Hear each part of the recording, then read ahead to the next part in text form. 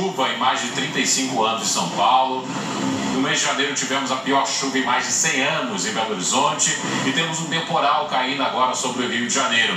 Vamos entender que momento é esse com relação aos temporais na região sudeste do país e como as cidades são afetadas dessa forma e que tipos de planos elas podem apresentar para tentar minimizar os impactos com o especialista em gerenciamento de risco, Gerardo Portela, que está comigo ao vivo. Gerardo, boa noite para você. Obrigado por atender mais uma vez ao Band News. Boa noite, Pablo, e todos que nos acompanham na Band News. Gerardo, uma imagem que chama a atenção e da qual eu queria começar a nossa conversa é a imagem da Marginal Tietê, que a gente viu agora há pouco, completamente tomada de água. Local onde há muitos anos era rio. E esse rio acabou sendo tomado para que as pistas fossem construídas. Qual foi o erro de cidades como São Paulo, por exemplo, na construção de vias dessa forma?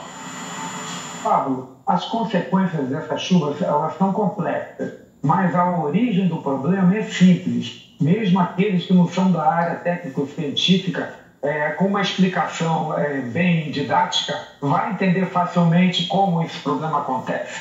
Nós estamos numa região do planeta tropical, onde nós temos tempestades tropicais. Assim como existe neve em outras regiões, furacões, vulcões, aqui o nosso problema são grandes tempestades com grandes volumes d'água.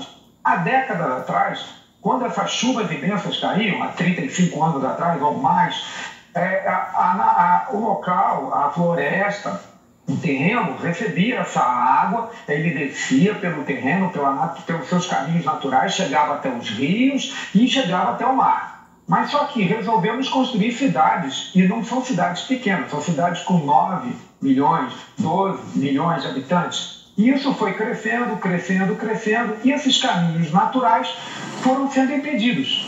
E, mais vez por outra, as pessoas vão tolerando um alagamento ali, outro acolá. Só que depois de décadas, nós temos aí verdadeiras metrópoles totalmente impermeáveis ao fluxo natural da água. Então, a gente tem ali uma micro drenagem, que são aquelas drenagens construídas pelo homem nos seus prédios, nas suas casas, pelas ruas, até chegar aos rios, que são as macrodrenagens, rios, riachos e também lagoas, lagos, que vai desembocar no mar. Só que nós não estamos conseguindo manter isso, porque é muita sujeira, um crescimento desordenado, terrenos ocupados indevidamente, e até que década após década nós chegamos nessa situação. As nossas maiores metrópoles, e talvez as maiores metrópoles em áreas sujeitas a tempestades tropicais, estão completamente sem suas vias naturais de escoamento de drenagem. E agora não há muito o que fazer de imediato.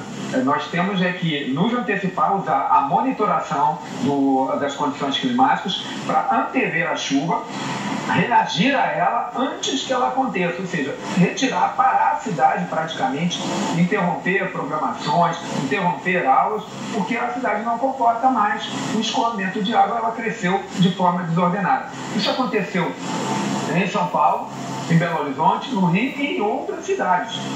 O que fazer agora? Um plano a longo prazo para remover essas áreas de construção desordenada, que elas só contribuem para tragédias, porque são pessoas que estão morando e vivendo em locais de extremo risco que podem desmoronar, além do que as próprias construções prejudicam o fluxo natural da água.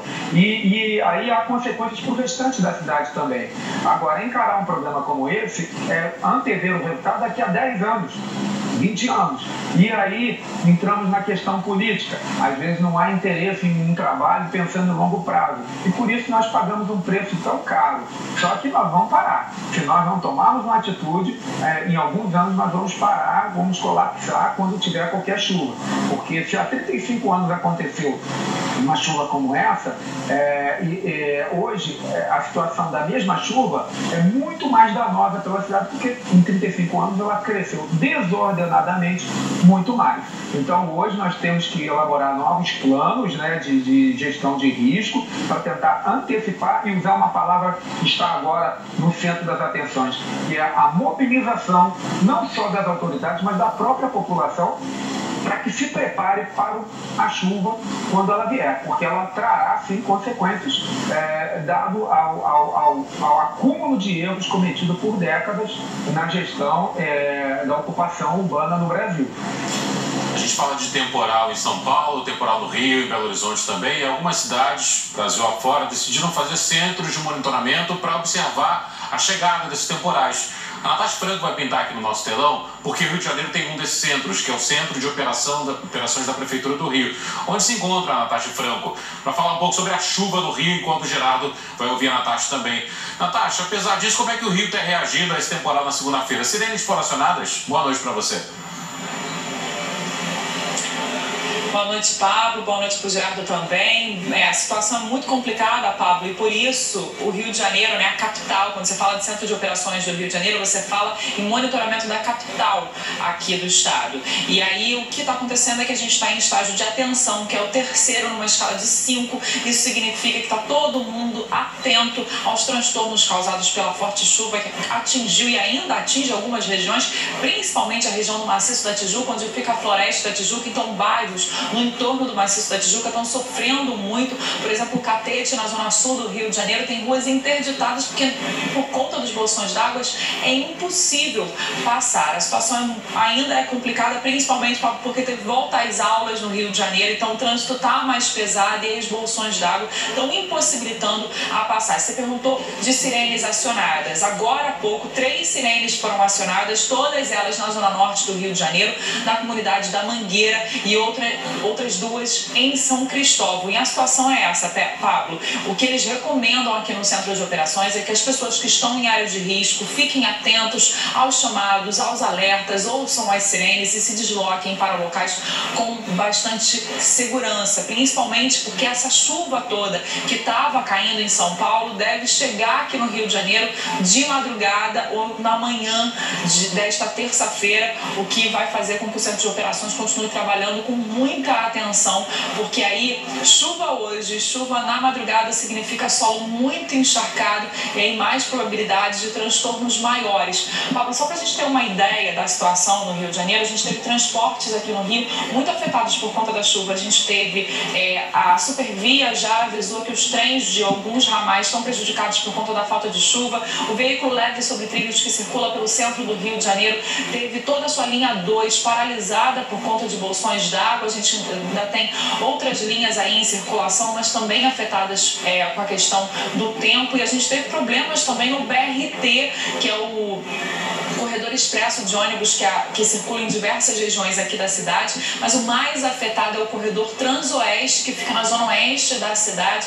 Algumas estações estão com muita dificuldade para conseguir escoar o número de passageiros. Então, trânsito no Rio nesse momento, 173 quilômetros de engarrafamento, 3 vezes mais do que a média das últimas 3 semanas. Tudo bem que teve volta às aulas, mas ainda assim é muito trânsito na região da Ilha do Governador, por exemplo, Pablo. As pessoas não estão conseguindo circular de maneira nenhuma, o carro não sai do lugar. A média de velocidade na estrada do Galeão, que é a estrada, por exemplo, que dá no aeroporto do Galeão, aeroporto internacional, essa estrada normalmente tem 50 quilômetros, por hora ali de movimentação, e nesse momento ela não tem nem 1 quilômetro por hora, está todo mundo parado por conta dos bolsões d'água. Para piorar a situação, a previsão de mais chuva para hoje. Quero agradecer a Natasha Franco pelas informações. Ela vai continuar nos ouvindo, caso queira fazer alguma pergunta ao Gerardo Portela. Vou passar a bola para o Gerardo. A Natasha falou sobre a comunicação e o poder que a comunicação tem para os moradores, por exemplo, em áreas onde ficam as sirenes. Elas podem ser acionadas assim que a chuva acaba ganhando uma maior concentração. No entanto, Gerardo, a situação na zona oeste de São Paulo é a situação mais complicada nesse momento. E é uma área de classe média. Os bairros de Pinheiros, Vila Madalena, por exemplo, quem trafega por esses bairros tem placas lá indicando área de alagamento, ou área sujeita a alagamento. Sempre que chove mais forte ou chuva de verão, aquela área pode ficar alagada durante um determinado período. O poder da comunicação ele não fica frágil nessas horas, não, tanto pelo lado do Rio de Janeiro e apenas comunicar o morador para sair de casa ou o morador de São Paulo pela placa na rua?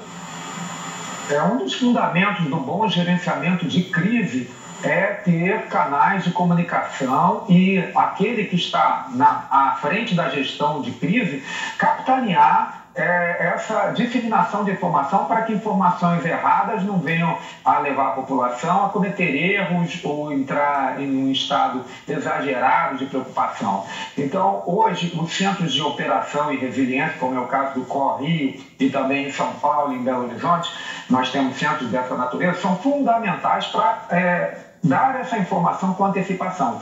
Hoje, no Rio de Janeiro, aconteceu algo que é um passo bastante importante para essa questão da comunicação. Por volta das 14 horas da tarde, todas as TVs do Rio de Janeiro, a cabo, por transmissão a cabo, receberam uma tarja de informação no mesmo estilo em que acontece nos Estados Unidos, às 14 horas, informando sobre uma chuva que, na realidade, só começou a cair em grande escala mesmo a partir das 15h30 horas. Então, você ganha aí 1 hora de antecipação, e desde que a população, é claro, seja conscientizada, porque não adianta você ver a tarja e falar, não é comigo, não, aqui não vai chover. Não, você tem que entender que você está numa grande metrópole e não existe ninguém, nem aquele que está lá na cobertura vai ficar sem ser impactado, porque aquele trabalhador que trabalha na casa do bem remunerado, que mora bem, ele só vai chegar na casa dele se tiver caminho.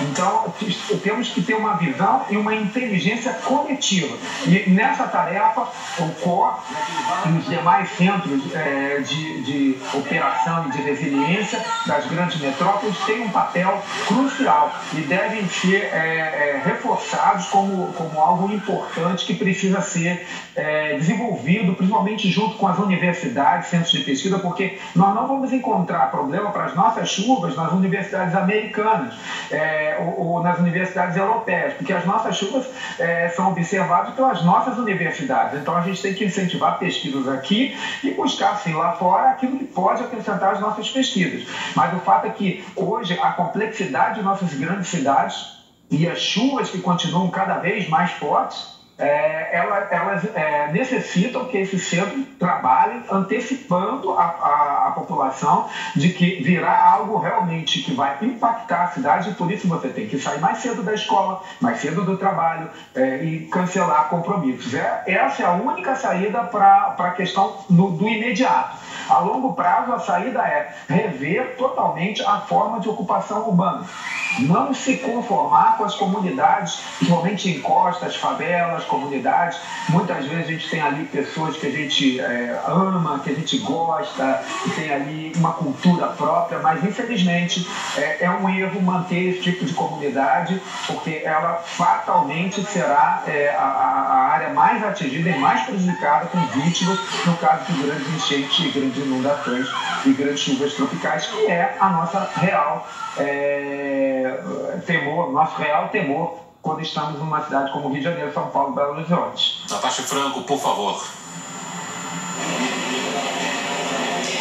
O Gerardo estava ouvindo ele falar sobre essa questão de curto prazo, longo prazo, Pablo, e eu queria fazer uma pergunta para o Gerardo. Aqui no Rio de Janeiro, a gente verifica que algumas regiões da cidade, de maneira constante, bate uma chuva e automaticamente essas regiões já são regiões muito afetadas. A gente vive, obviamente, numa cidade onde a gente tem aí uma população muito grande, ocupando regiões de mata, ocupando regiões que talvez não seria o ideal, seriam ocupadas. A gente tem muitos aterros aqui no Rio de Janeiro, e aí, citando como exemplo, por exemplo, Pablo, a gente tem a Rua do Catete, que nesse momento está interditada. Na última chuva ela também foi interditada, e de maneira constante ela é sempre interditada.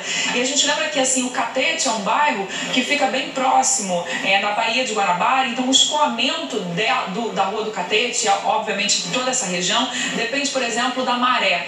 E aí, como fazer com que, apesar dos alertas, apesar das interdições, fazer com que haja uma mudança real? Você falou em longo prazo, mas a gente vê governo após governo e esse longo prazo nunca chega, Cardeman.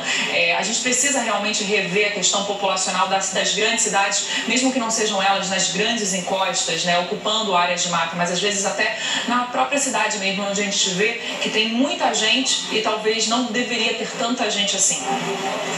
Natasha, o Catete é uma das regiões mais antigas do Rio de Janeiro. É claro que várias obras já foram feitas lá desde a primeira obra de drenagem, do sistema de drenagem original.